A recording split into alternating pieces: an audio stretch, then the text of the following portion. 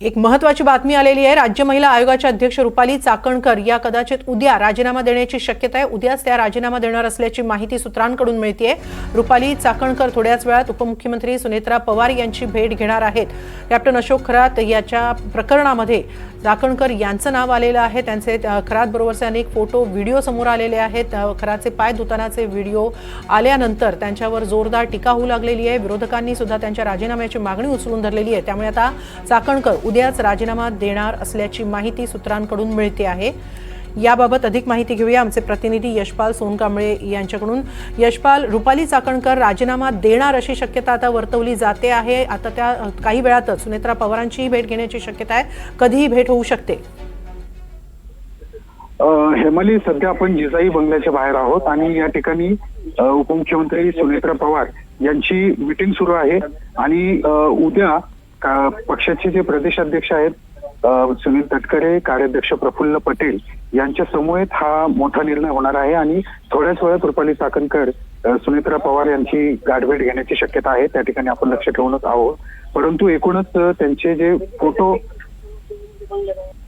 ज्या व्यक्तीशी आपण काही कारणाने संपर्क तुटलेला आहे। मात्र आता राज्य महिला आयोगाच्या अध्यक्ष रुपाली चाकणकर या उद्या राजीनामा देण्याची शक्यता निर्माण झालेली आहे। त्यांच्या राजीनाम्यावरून विरोधकांनी जोरदार रान उठवलं होतं। अखेर त्या आज उपमुख्यमंत्री सुनेत्रा पवार यांची काही वेळातच भेट घेण्याची शक्यता आहे आणि त्यांची भेट घेतल्यानंतर त्या उद्याच राजीनामा देण्याची शक्यता आहे अशी माहिती सूत्रांकडून मिळते आहे।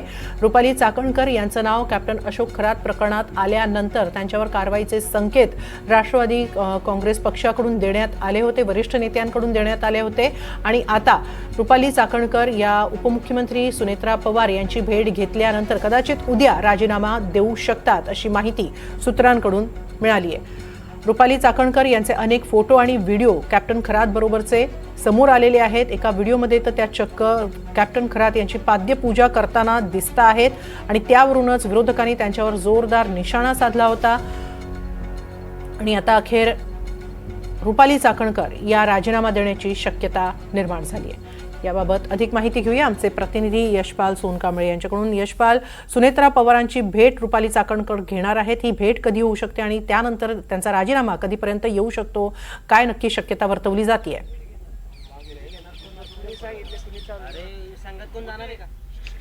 हेमाली, रुपाली चाकणकर यांनी आत्ताच मुंबईत महासंचालकांची भेट घेतलेली आहे आणि आता आज संध्याकाळी किंवा उद्या सकाळी उपमुख्यमंत्री सुनेत्रा पवार यांची देखील भेट घेणार आहे।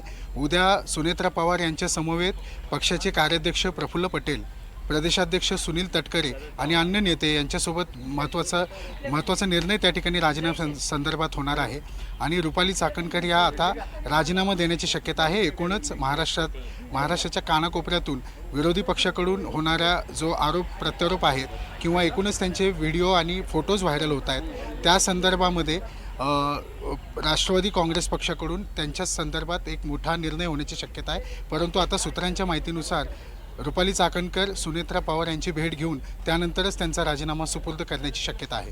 हेमाली, नक्की धन्यवाद यशपाल आपण दिलेल्या या सविस्तर माहितीबद्दल।